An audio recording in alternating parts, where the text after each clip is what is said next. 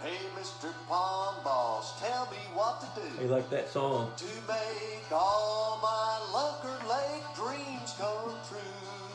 Here we go, going live, everybody. Happy Wednesday to you. Holy cow, I got a great guest for you guys tonight. I'm hanging out with Robby Mays from American Sport Fish Hatchery. Greetings, Robby. How you doing, Bob? Glad to be with you. Dude, I still live a pretty cool life, and I know you do too.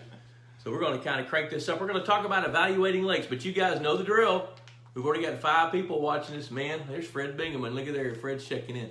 Pond Boss Magazine, $35 a year. Cheaper than a Friday night date and lasts a lot longer. Hey, if you guys will click like, share this to your timeline, and put hashtag Pond Boss Magazine right there in the comments section, you will be eligible for a drawing for a really cool Pond Boss hat and one of these mugs that knows how to keep hot things hot and cold things cold. I don't know how it knows, but it does. By the way, we got a winner from last week, Daniel Hendrick. Now, hey, Daniel, I don't have your address, so pitch your address out here to me, and we'll see if we can't round you up a little prize there. So now, before Robby and I start kind of cranking things up, I'm going to see if I can find it here on the Pond Boss page so I can watch the questions. You guys know the drill. You know how I do this. I got to be able to find it and look at it and see what's going on so I can see the questions, see who's on there, because they're really rolling in. Good gosh, there's Danny Mack. He's home from the bar early tonight, Robby. He's got a bar down around San Antonio that he likes to go to, but he sneaks home early on Wednesday nights just to catch this show. Oh, Danny Mack.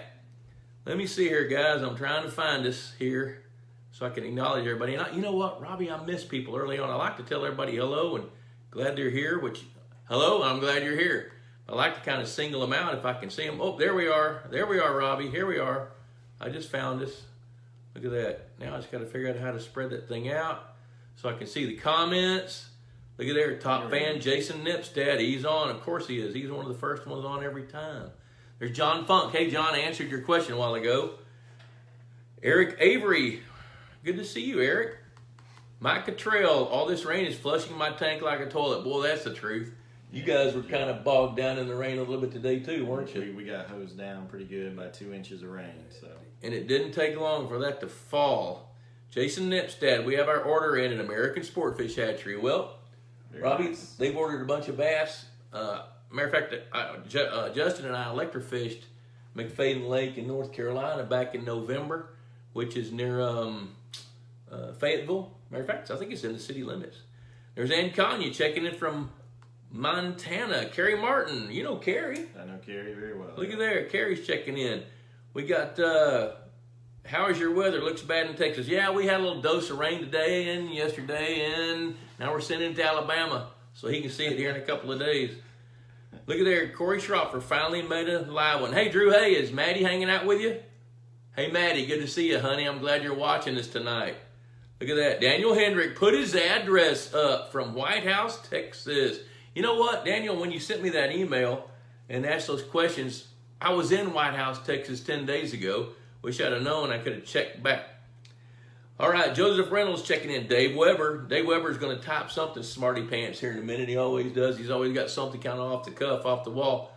Well, hey, I don't know how long Robby can stay because he flew in from Montgomery, Alabama, what, yesterday? Yep, yesterday morning. Yep, and got here, and then you guys, he went with the formerly Bob Lusk Outdoors, now American Sport Fish, and Bob Lusk Outdoors crew, and you guys electrofished a couple of lakes yesterday? Yep, two yesterday and 1 this morning. Okay, and so what I thought a good topic for today would be evaluating your lake. As a matter of fact, somebody told me that's what my topic was going to be, so let's run with that. You good with it? Yes. All right, so what I thought I'd do first is let's talk to Robby and get his ideas on evaluating a lake, and then we'll circle back and talk about how things you can do to evaluate your lake. So when you drove up on a lake that you haven't seen before, right? Right. Now you've got history of that lake because we stocked it, I don't know, 4 or 5 years ago, but it's not the same as when you drive up and look at it. So when you get ready to evaluate a lake and you drive up on it, or even before you drive up on it, what's your thought process before you get there and then when you get there? What are you thinking?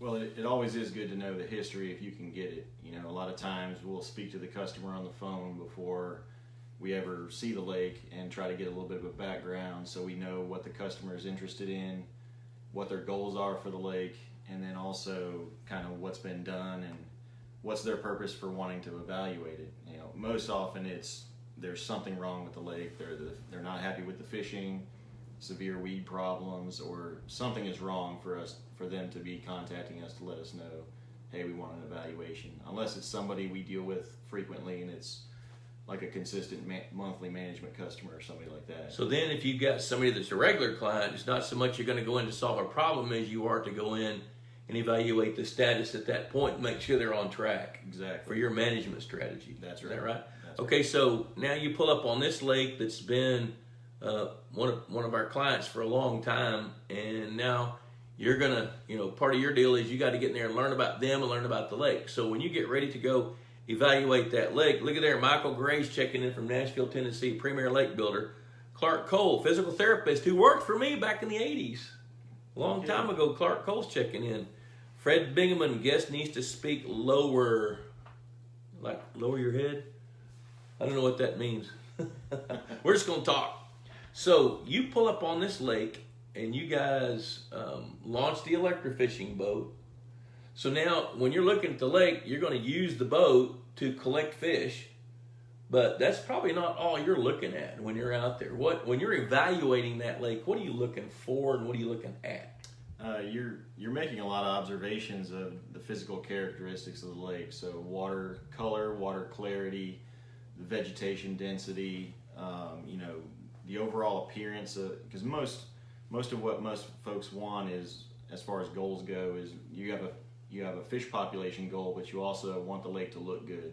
Most everybody has a lodge or some kind of home overlooking the lake, or it's the most scenic part of their property, so it's got to look good. So you want that initial look of what everybody's going to see when they first pull up. If it's a bunch of weeds and things like that, they're just eating up a bunch of the significant acreage of the lake, then that's going to be one of the top priorities of trying to find a way to clean that up. So you have the aesthetic nature of it, and then also you're looking at all the different properties of it. You want to look at the dam to see if there's any erosion problems. Are there obvious issues like otter slides or something like that? Okay. That catches your eye, because all of this comes, we take all that into account in order to kind of develop a plan for what's going on. Okay, so let me make sure I heard what you said. You're looking at things structurally to make sure the dam is safe. You don't see anything obvious with the dam. You're looking at looking for things like that a landowner might not notice, like a beaver slide or an otter slide or otter scat or things like that. You're looking for things. And then when you're looking at the plants, you're probably looking at it through several sets of eyes. One is that the right kinds of plants to be good habitat? Right. Or do we have too much of the wrong kind? Or do we have plants that we don't want no matter what? Right. All right, so that's kind of what you're looking at. So you're looking at those plants as habitat or invader, and do they interfere with the goals or help the goals of that landowner? Is that a fair statement? Yeah, the abundance of it is a big part of it. If you have some shoreline vegetation that works out to be good cover for young fish and all that, that's great shelter. That's obviously beneficial.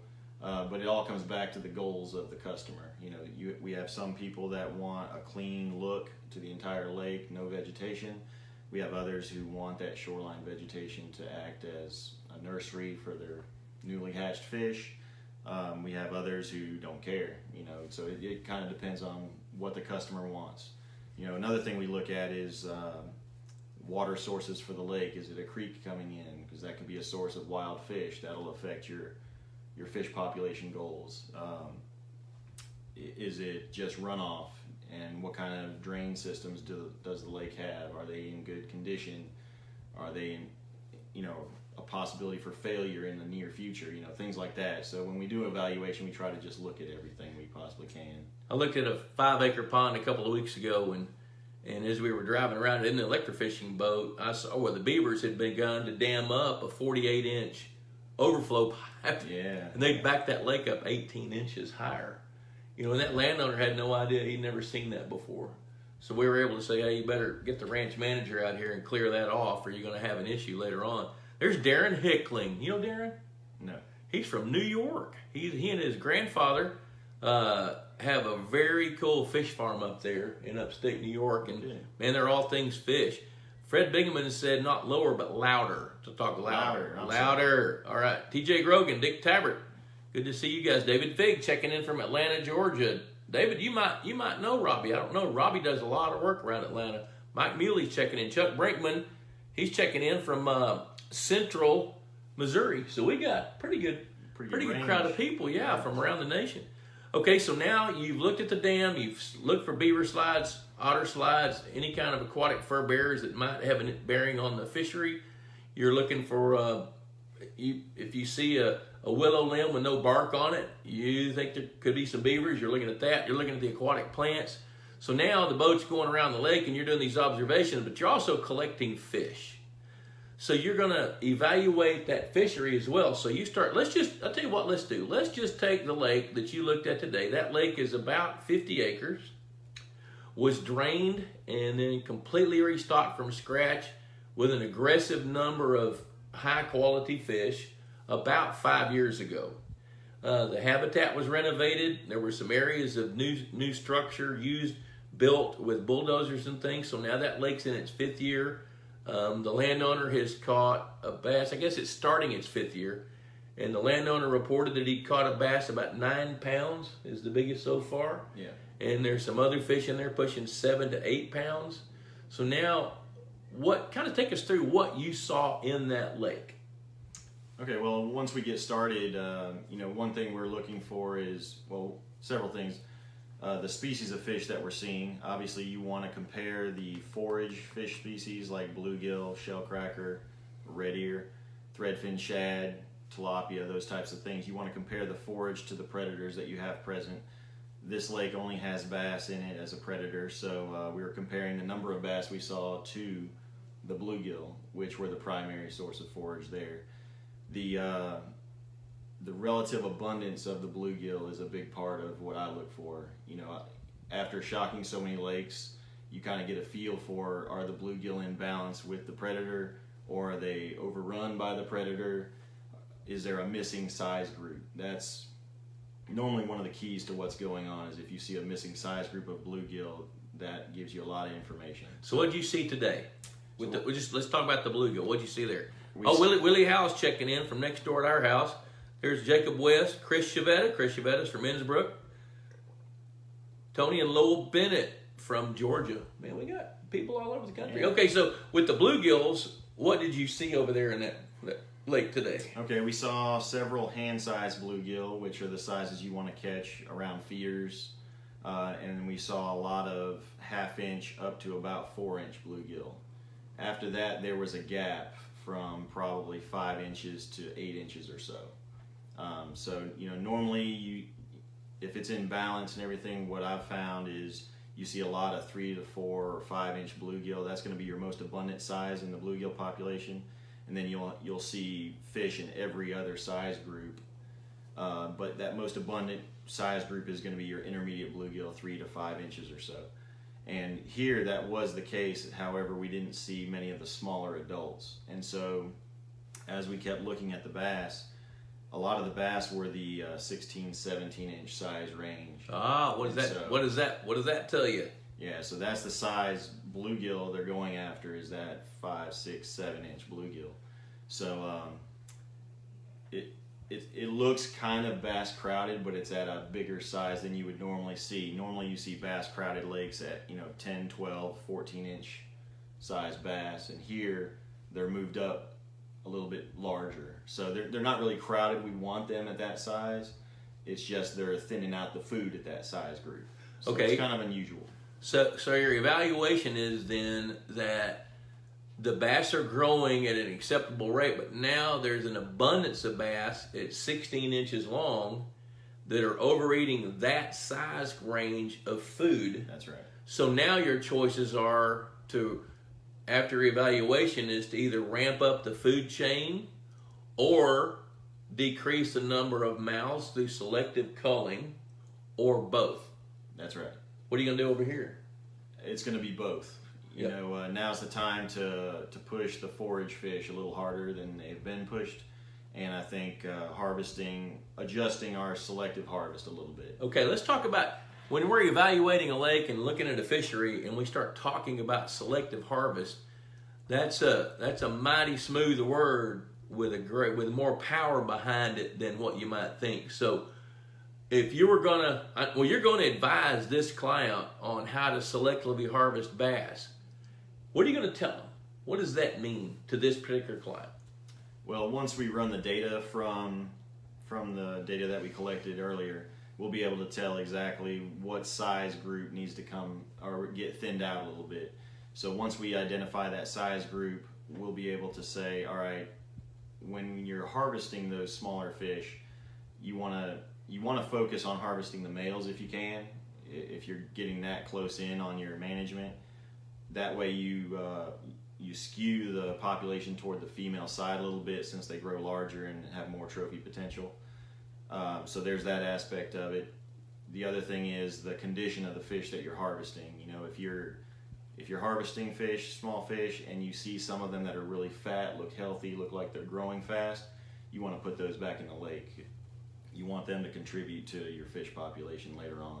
Because they have figured out how to play the game, folks. So, Right. so here's what I hear you saying.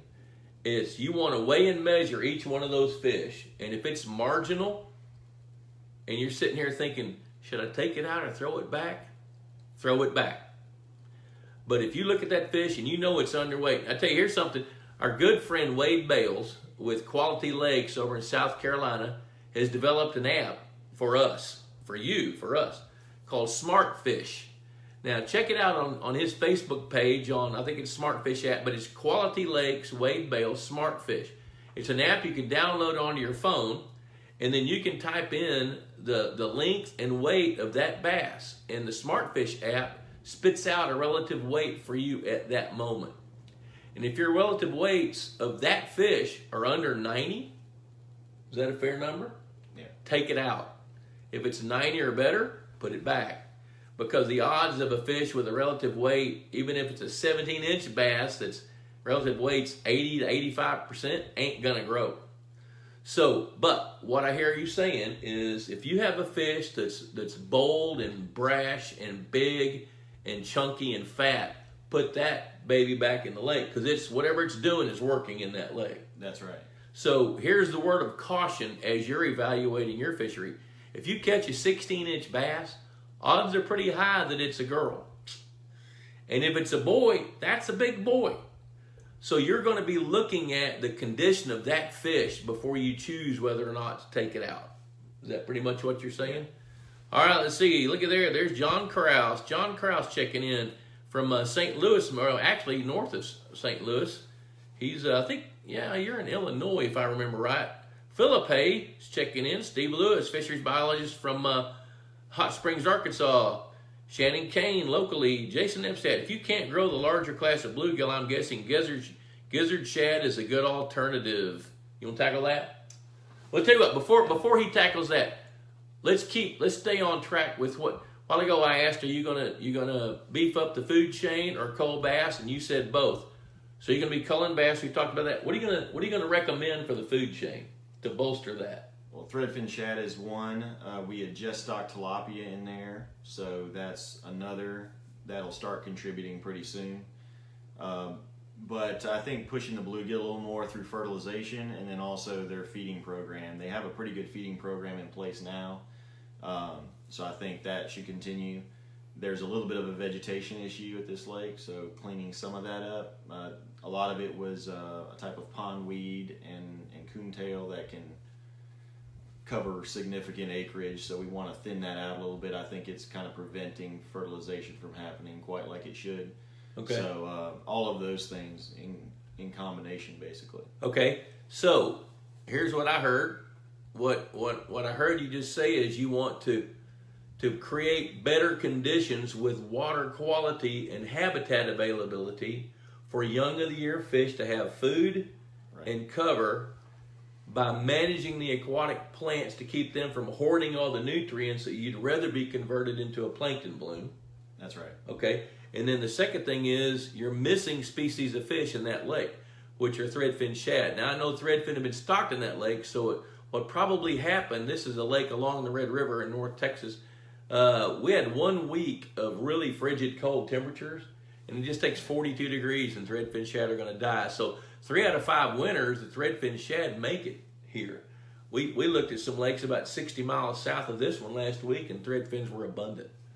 So they were out in the corridor where it got them. So now the threadfin shad, they're filter feeders. So you want to manage your plankton bloom, which means part of your evaluation is we don't quite have the right circumstances for threadfins. So we got to have fertility. So we're going to manage some plants, but not eradicate them. Get our fertility levels up in the water to increase the food chain, and the threadfin shad can thrive. Is that kind of what you're saying? That's exactly right. Perfect. Bill Russell knows what's going on. He put in hashtag Pond Boss Magazine. Hey, $35 a year. $35 a year. I promise you'll get $35 worth of nuggets out of every issue. Trust me, or your money back. Or maybe not. You'll really, Pond Boss Magazine's worth it. Hat, mug, hashtag Pond Boss Magazine. Click like and share it to your timeline. You're eligible for a drawing for those goodies. Daniel Hendricks watching. He sent his address. Leanne, I know you're watching. Address is on this thread here, so be sure and grab it. Bill Russell, got the deal. Frank James, last fall I had a relative, well, you know what, before we get to that, let's go back to the gizzard shad. Let's go back to the gizzard shad topic. What are your thoughts about gizzard shad when there's a missing, his question is, we got a missing class of bluegills, which is the 5 to 7 inch bluegills. What about that lake with gizzard shad? Well, gizzard shad do have a role to play in lake management, but normally I only like to stock them in lakes that already have a trophy bass population established. You want to have pretty good sized bass that can feed on those effectively before they get so abundant and get to these larger sizes where bass cannot eat them. I have seen lakes where you have 16, 17 inch gizzard shad that are what we call locked up. Basically, they stop reproducing for whatever reason for a time, and they're taking up space, taking up food resources, and they inhibit reproduction. There you go. Yeah. So. Yep. Okay. So do you think this particular lake is there or on the cusp of being there where gizzard shad could be helpful? I think it's on the cusp. There is another issue is we didn't see a lot of bigger bass over 20 inches. We saw some, but not as many as we would expect, being as many years as it was from stocking. They talked about catching some 7-8 pounders back in 2017, but then said 2018 they did not see anything that large. So. Okay, during your evaluation thought process, why would that be? Is there a reason for that? Normally, if there's an issue like that, you got to look at a couple factors. Number one would be a fish kill, maybe oxygen related, something like that. Which that didn't happen in that lake, but we hear about it. Yeah, that didn't happen. Normally someone would see something like that. A predator is getting in there, or poachers, which here I think a likely possibility would be the otters getting in here. Otters are getting to be a big deal, people. Yeah. You need to be, if you've got a lake under management, you need to be paying attention to that. And because otters, I don't care what anybody tells you, otters are healthy for the natural environment. They're unhealthy for your lake. Yeah. Do you agree with that? I do. All right. They will wipe out a bass population. They can wipe out large bass fairly quickly also. And the disgusting thing is they eat what they want and leave the rest. Yeah.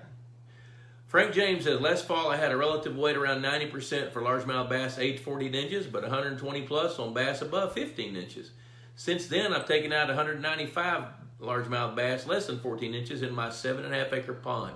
Northern largemouth bass are doing well. Those are feed train fish that he bought as feed train, nearing 5 pounds, and the bluegill population is very healthy in all sizes. Question, would it be okay to continue harvesting small largemouth bass, but maybe add 2 dozen big Floridas or F1 females?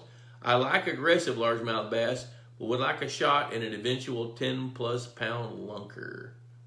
What do you think about that? So yeah, continue harvesting some of those in that you kind of created a slot limit there. You identified it 8 to 14 inches. If that's where most of your relative weight problem is, yes, I would say harvest some more of those. and then that'll kind of make room for these new ones you want to add. I don't see a problem adding those if you have the forage to support them. Okay, here's the follow-up question: is what happens when you catch all the bass on the slot in a 7.5? Let's say in a 7.5 acre lake, he catches 300 bass in that slot. What's going to happen to the slot? Well, yeah, you don't want to eliminate that slot. You want to have some individuals in that size group to take up space further along the line. So yeah, you don't want to wipe out that size group. So you want to put a limit on it. And here's another thing that'll happen. It's really hard to eliminate a slot, because what happens when you catch a significant number of fish out of the slot, those that are still there begin to gain weight, and those that aren't there come into there. That's right. So you're going to have higher survival rates of your younger fish. You'll start catching more 6 and 7 inch bass on little bitty baits, and they're the fish that are going to come up the ladder. You know, they're in middle school right now, headed toward junior high, to the JV, to the varsity.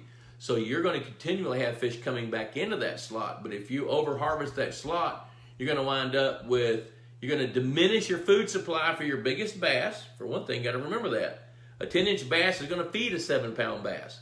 But the secret is to keep looking at your relative weights. Weigh and measure the fish. The fish are going to tell you when you've harvested enough.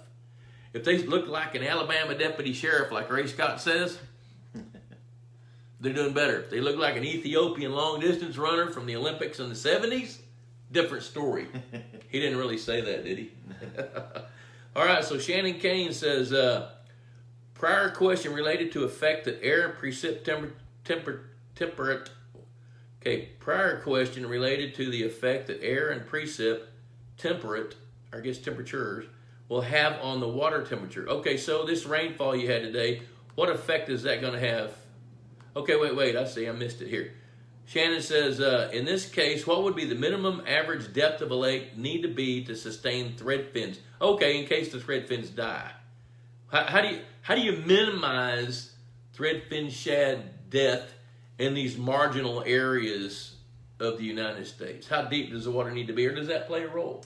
That plays a role. I would, speaking from experience, you know, we raise threadfin shad, and so we've lost we've lost a lot whenever we have one of these cold winters that wipes them out. We've had lakes, or let's just say ponds, production ponds, that were average probably 3 feet deep, that they would get just wiped out in.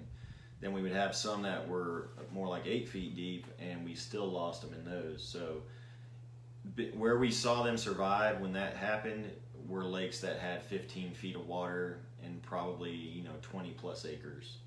So significant volume of deeper water that wouldn't change temperature rapidly.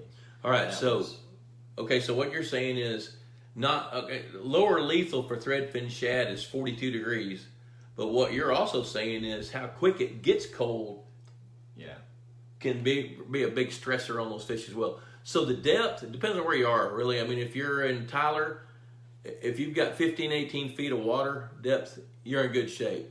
I don't know that if 15 to 18 feet is enough to guarantee shad to survive in Sherman, Denison, or along that corridor from probably just north of Atlanta, Georgia, through Nashville, Tennessee, Oklahoma City, going west. South of that line, to say Dallas, running through to south of Little Rock, going to south of Atlanta, Georgia, that corridor in there, 3 out of 5 winters you're going to lose threadfin shad unless you've got some depth and the temperature doesn't change so quickly. All right, so I see Lori Hilliard checking in from Whitesboro. Austin Luter's checking in. Austin is he's the editor of our local newspaper here. Hi, Austin. Good to see you. Christopher Aguilar, hello. Matt Fontenot, new subscriber from South Louisiana, waiting on my first magazine. Hey, we strapped it on the pony. It's headed to Pony Express. I heard about it today. Mark Dyer, good to see you. Frank James, you're welcome. Sandy Dickey, you know her? I know her a little bit. She says, hey, boss. How are you? All right, so Drew Hay says, so up north. Now, Drew Hay and his dad, Philip, and Maddie, they live north of Pittsburgh, Pennsylvania. So he's saying, so up north, shad are kind of out of the question with temperatures. Yes, I use emerald shiners and creek chubs. Those are great choices. Yeah. Is there a better bait fish for up here also? Also, if we try tiger bass up here, are those adequate for food Okay, are those species of fish adequate for food to make them grow? I know our bass just destroy the shiners. So are creek chubs and emerald shiners adequate bait north of the Mason-Dixon line to help F1 tiger bass grow? I think so. Yeah. I mean, they're the appropriate shape for, if you have bigger shiners, bigger chubs, they're appropriate shape. A good-sized bass can eat them still. I think I always lean back on the bluegill. I think the bluegill population has to be your strongest forage base for the bass to do well. Okay. That has to be number one, and then creek chubs, emerald shiners, they can be number 2 and 3. Yeah. The thing about bluegills in the northern part of the country, Drew, is that Jarrett Williamson, you know him, Wildcat Springs Ranch, checking in. Good to see you, Jarrett. The thing about bluegills as you go north, Drew, is their growing season, it gets more compact. Like where we are here, we've got 300 great growing days for bluegill. You've probably got 100. What that means is you're going to get 2 spawns, especially if you feed the fish really well. Like for example, these guys over here at this lake that Robby worked on today, they feed Purina Aquamax MVP. Outstanding fish food. 9 different pellet sizes designed specifically to feed big bluegills as well as small bluegills. Some of those pellets sink through the water real slow, the smaller ones, so that the less aggressive fish that are down lower in the water column can eat, as well as those real aggressive fish at the top. So that MVP is a good feed. Texas Hunter is a great feeder too, by the way. So I endorse both of those, Texas Hunter feeder and Purina's fish foods. MVP is a great feed to be feeding those bluegill. The reason you'd want to feed bluegill in Pittsburgh area is to increase their fecundity, to increase their ability to have more babies. So more babies is what bass feed on. The problem with bluegill there is they're spawned late and they grow fast. And sometimes they can outgrow the mouths of the dominant sizes of your bass. So if you buy some feed-trained F1 tiger bass, you guys have those, right? Yeah. You can get them where you want them quicker. So think about that there. All right, let's see. Tony and Lowell Bennett just subscribed to the newsletter and the magazine. Pond's going in next spring. Well, hey, man, if we can help you with that, let us know. There's somebody in the Pond Boss Network that can help you design the very best pond and make sure you get the right kinds of fish and talk to you about habitat, structure, and cover. Let's see here.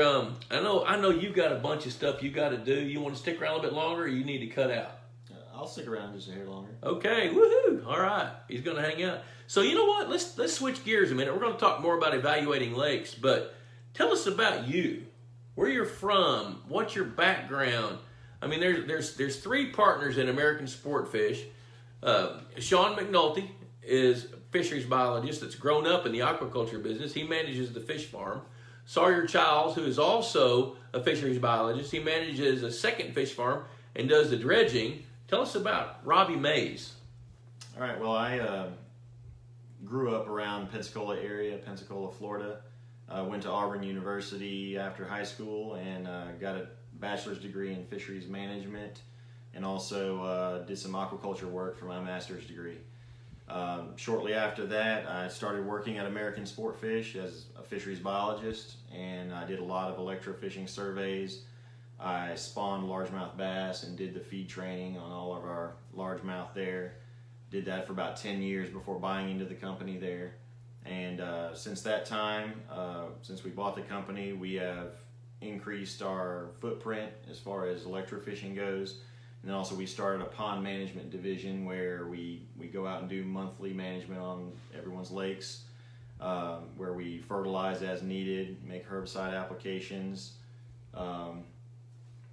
basically take care of anything any lake needs. And so, how many employees do you guys have? We have about in total now, I think 24.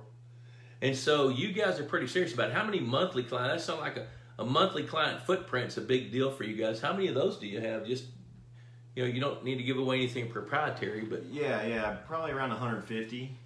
Okay, so you're helping manage and see to it that the workload is taken care of for 150 monthly clients. Most of those are in the Montgomery area, or? Yeah, most are in Alabama, but we also branch out into Mississippi, Georgia, Florida, Tennessee, and Louisiana, and now Texas as well. Cool.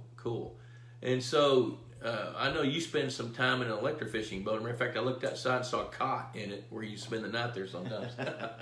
How many lakes have you shocked so far this year? This year I have shocked 52. 52 lakes. That's a lot. That's a whole lot. Let's see here. Jeremy Chapman says, I'm building my house and I'll be doing a 1.5 to 3/4 acre pond using the soil for grade work around my house.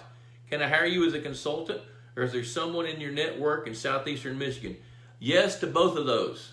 So yes, you can hire me, or I can guide you in the direction of somebody that's closer to you, depending on what you want to do. But we can, I tell you what, send us an email at info@pondboss.com, and we'll start a discussion, and I'll help guide you in the right direction. Look at there, Bruce Condello just checked in. Our good friend from Lincoln, Nebraska, Bruce, who does some really creative, innovative things with pond management stuff. Okay, so let's go back to this evaluation thing. If you were going to counsel some of the people watching our show tonight on how to evaluate their own pond, they don't have electrofishing equipment. They probably don't know how to use a seine. They could go buy one, maybe. But look at there. My wife just checked in. You know why she checked in? She's going to share it to her timeline so her buddies can see what's going on. Good. Hi, honey. Say hi to Robby. She said hi. All right, so there's Mark Dauber. Do you know Mark from Montgomery, Alabama? Actually, he's near Pentlala. He's one of Ray Scott's good buddies. Okay. Mark Dauber's a great guy to know. Very artistic, great photographer, great writer, great friend. I believe I've heard the name, yeah. Yep, okay. Rings a bell. All right, so let's see here. Drew Hay, perfect. All right, yep, good stuff. He'll be in touch. He's going to buy some tiger bass. Okay, so now if you were going to tell Mark Dauber, for example, who's got a 3-acre pond out his back door, he loves sitting out there, have a glass of wine or maybe whiskey and look at his pond, what would you tell him if he wanted to evaluate his pond or his fishery? How could he do that? I think the easiest way and the best way to do it on your own would be to keep records of your catch. So collect the length and weight data that you were talking about. Using the app is great for tracking your relative weights, and make observations of the fish that you're catching. Are they noticeably thin? Are they plump and healthy looking? Are you catching all of one particular size and not seeing much variation in size? Because those are all cues that something's going on. You want to get checked out further. All right, so you can use catch records. You can figure out fish that you've caught. What kind of shape are they in? Another thing you can do is you can go buy a 20-foot seine at Academy or a local outdoor store and get a buddy, tie a broom handle on each end of that seine, and you guys about the middle or latter part of June go do some shoreline seine pulls where you pull the seine straight out and then circle into the shore and see what you've got. Now the trick to that is you got to figure out what you caught. A little bitty bass looks just like a big bass, except it's, drum roll, little. But the sunfish can be kind of tricky. So you got to be able to tell the difference between a baby bass and a bluegill and a red ear. So basically with the seine pool, in the summertime, you can figure out if your fish have reproduced. That's what it tells you. So with catch records and some seine hauls, you can begin to figure out some of the pieces of the puzzle. Now part of the problem with angling is it's selective, just like the seine is selective, so it's biased. Just because you don't catch that 8-pound bass doesn't mean you don't have an 8-pound bass. But what the catch records can do for you is it can give you some really strong clues as if your fish are overcrowded. Conversely, they can, if you're keeping good records and you're seeing your relative weights, at 110, 115, 120, 110, 105, 100, start to level off, you can be proactive as the weights begin to decline. Remember this, a 14-inch bass pretty much had to weigh 1 pound, 7 ounces to get to 14 inches. If your 14-inch bass weighs 1 pound and 1 ounce, it lost weight. So if you can keep records good enough that you can track the growth rates of your fish as they begin to decline in those size ranges, that's going to tell you when it's time to start culling some fish. So there's some of your good tips for DIY. Marcus Sleaford, let's see, wait. We got Todd Corey. What would cause fathead minnows to rise to the surface and gasp for air? I've got 2 air acres and a 1/3 acre pond. Seems like bluegill, perch, bass, and catfish are okay. Why would the fathead minnows rise to the surface and gasp for air? I mean, spawning season is around the corner, or you're already in it there.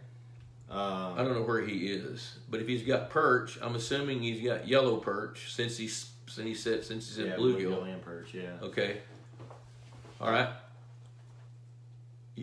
You're in spawning season for those things. I mean, I know from experience with bass, bluegill, you have spawning stress, so I imagine fatheads would have the same thing. It would depend on how many you're seeing. Yep. Probably if you see fathead minnows gasping for air, it's just about 1/2 second before they get eaten. It doesn't make sense to see only fathead minnows gasping for air and not see the other fish gasping for air. But if we just drill down into that, if fish are coming up gasping for air, there's really only 2 reasons. One is there's an oxygen depletion going on. There's not enough oxygen for them to survive. And the second thing is if your water quality is deteriorated to the point it's becoming toxic and they're trying to escape it because their gills are getting burned. But it's not normal just to see fathead minnows coming up gasping for air and not see baby bluegills or baby bass or any other small fish coming up. Marcus Leaford. So our pond was full of hydrilla last season. We drug most of it out of the pond, but we'd like to get a better handle on it. I purchased a chemical called Reward to treat the pond, but not sure what's the best application process. It's roughly an acre and 20 feet deep in the middle. All right, Todd Corey's in Michigan, by the way, so that makes sense. Okay, so what would you tell Marcus about hydrilla? First of all, I'll jump in. Be sure you know it's hydrilla. It's not unusual for me to get a phone call from somebody that says, hey, I got hydrilla, but I've only seen it in private waters 1 time in 40 years of doing this. So my first advice is to be sure you have identified that plant properly. So now, Robbie, you pick it up.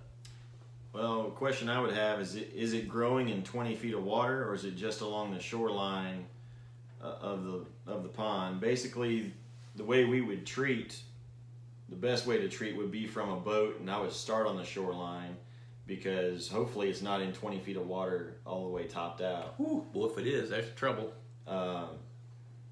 You know better than I do in Michigan, or grass. Well, now this is different. I don't know where Marcus is. Todd's in Michigan. Okay, this sorry. is a different one. Marcus, I don't know where Marcus is, but it depends on your location also, Marcus. yes, and something else. Those labels are real explicit about how much to use and how to use it. So dig down in that label and spend some time. He's in Illinois. So I don't think grass carp are legal in Illinois, are they?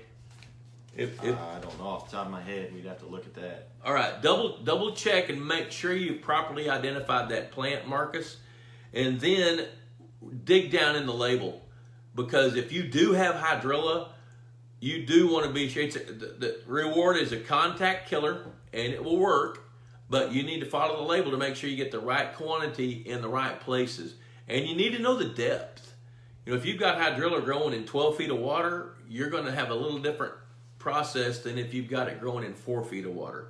Yeah. So check that out. And you don't want to treat the entire acre at one time. You're going to have to divide that into sections and do a fraction of that. And so normally it's easier to start on the shoreline or the shallow end because you can see good progress and then work your way toward deeper. Dan Drollop says yes they are, and that's in reference to grass carp. So he either means yes they're legal or yes they are illegal. So help us out there, Dan, because I know Jerry Siebert's checking in. He lives in Oregon, so good to see him. So now let's go back to, let's dig a little bit deeper as a pond owner. And you're going to come in and evaluate that pond. We've gone over looking at aquatic plants. We've looked at the dam. We've looked at the structure. We've looked for signs of mammals. We've looked at the plants. Now let's talk about evaluating plants a little bit. What kind of advice would you give our viewers about evaluating their plants? Well, normally we break the plants into groups. You have emergent vegetation, so something like cattails, something that comes out of the water. You have, and I also call shoreline vegetation the same thing, so bulrush and nutsedge and stuff like that. That's along the shoreline. That's, some people feel it very scenic, which it is, but it's also snaky. So if it's right next to your house and you have kids, you might not want that. Then you have floating vegetation, so like water lilies and things like that. And then you have submersed vegetation, so stuff like southern naiad or potamogeton, some of those things. And so we kind of look at them in different ways. Some of them are very aesthetically pleasing, so some people might like water lilies around certain areas. And then you have other things like southern naiad, which, while it's habitat for fish, it can also choke out significant acreage of your pond if you let it. Like the hydrilla. Like if that's hydrilla, what you yeah. got. Yep. All right. So, some of the floating plants, you mentioned lilies. Lilies more of an emergent plant, but that stuff like watermeal, duckweed, water lettuce, hyacinth, plants like that are nuisance plants. So you want to pay attention to that. So if somebody's evaluating what I think, let me say what I just heard. Fred Bingaman says grass carp are illegal in Illinois. He should know. Triploids. He lives in Brownstown. Let's see. And Todd Corey says they're mostly larger minnows. Water temperature still cold.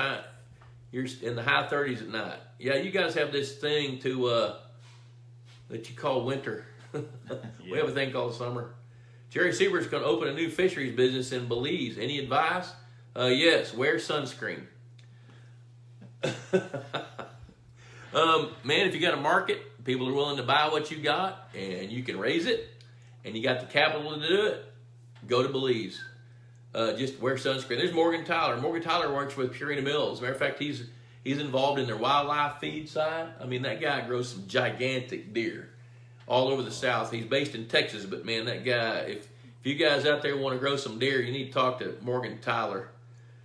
Howdy, Morgan. So now we're going back to these plants. You guys worked on a lake yesterday, south of Emory, Texas. And I've been on that lake many, many, many times. One of my favorite things about that lake is it's got diversity of its aquatic plants. So even though it may have some plants that want to be invasive, it's got other plants that kind of hold them in check. Do you look for that sort of thing?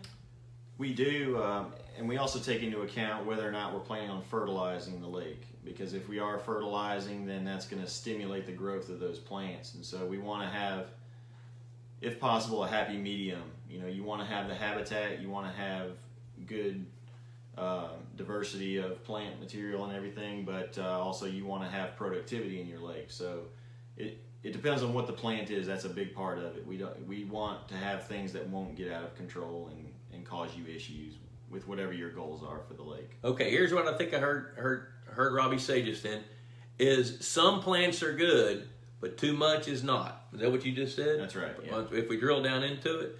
So what that means is, for people that want to evaluate their ponds and their plants, how much is enough and how much is too much?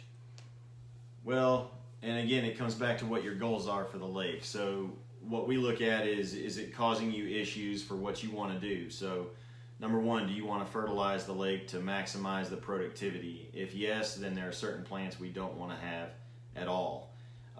Like filamentous algae, that I don't know what purpose that serves, but it's not. Just to feed tilapia, that's all it serves. So, something like that is something we don't want, but let's say you have a lot of bank fishing happening at your lake, you don't want to have alligator weed, which grows on the shoreline, come off 20 feet and go around in, the entire band of your lake, because then you can't sit there and fish from the bank. So, I've heard some people say, maybe 10% vegetation coverage in certain areas would be beneficial.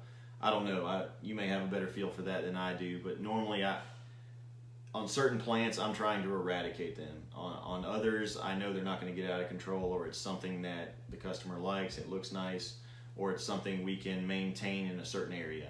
Those types of things we just maintain. But if it's something that is invasive, or if it's something that will cover significant acreage, then we try to work on it.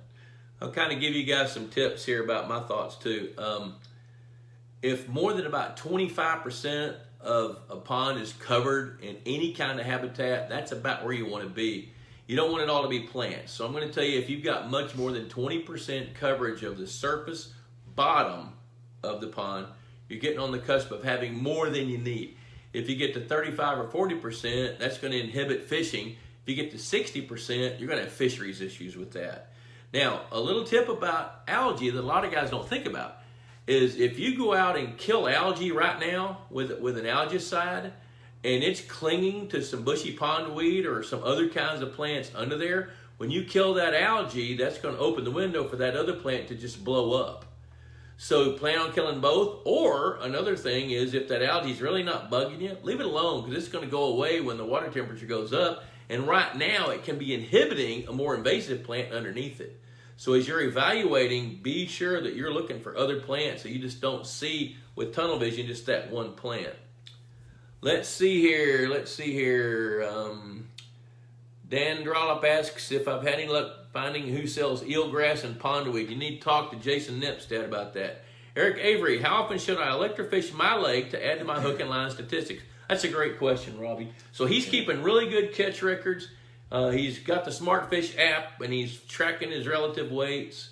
So how often should he electrofish, and what's the purpose of doing that and comparing that to his catch records? Okay, well, I normally recommend you electrofish at least every other year if you're keeping good records. If you want to keep a closer eye on things, then every year. And then we do have some customers we electrofish multiple times a year, maybe once in the spring, once in the fall.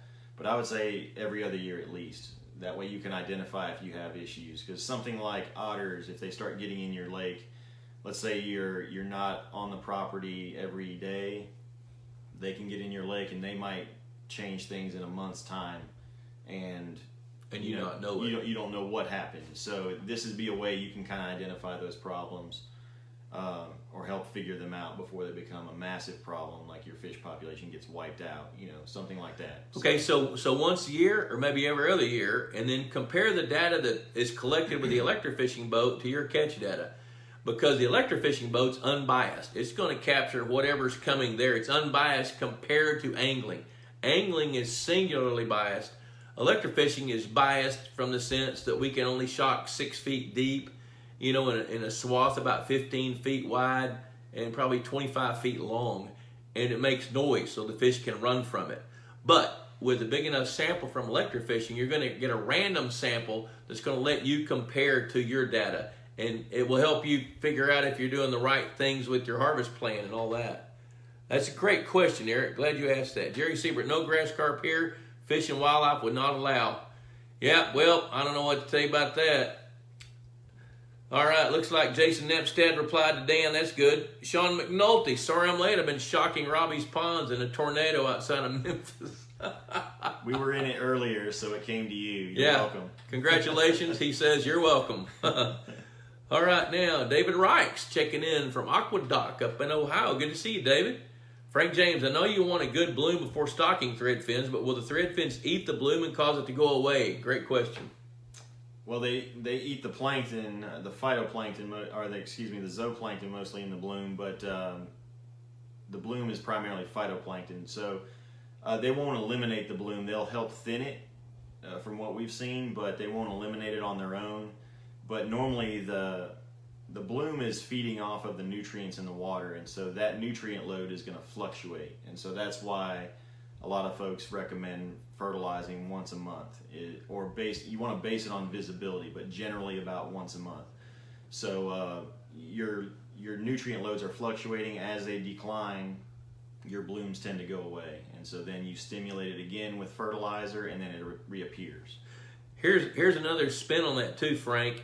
If your bloom disappears, it's not because the threadfin shad did it. It's because other circumstances did it, which means that you had more zooplankton than phytoplankton, and zooplankton overate their food chain. So what Robbie's saying is monitor your visibility depth with a Secchi disc, and then if you see it beginning to get too clear, give it another nudge with a little bit more fertilizer. 2 or 3 pounds per acre is a good number in northeast Texas. Look at that.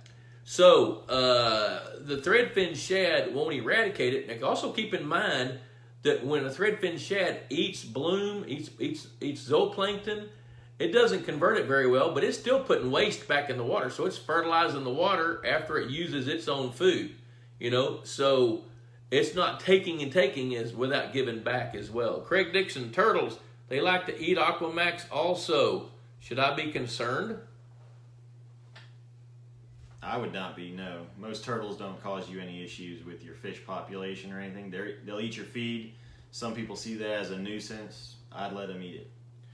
Yep, and you know what? Now we've got about a half-acre pond right beside our house. It's a swimming pond. I guarantee you, there's 50 turtles in that pond, and I'm real tempted to show some of them their Second Amendment rights because they are eating a lot of fish food. But I've never seen turtles disrupt a pond.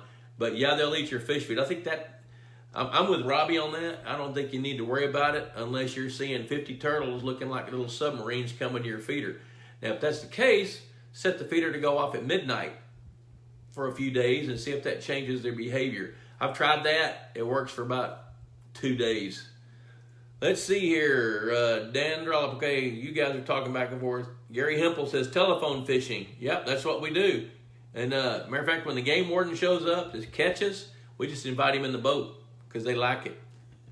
Let's see here. Frank James, thanks for the bloom and the threadfin shad. Mike Rose is checking in. Good to see him. I haven't seen Mike in a while. Well, you know what, Robby? Listen, holy cow, we've already done almost an hour. Good gosh, this has flown by.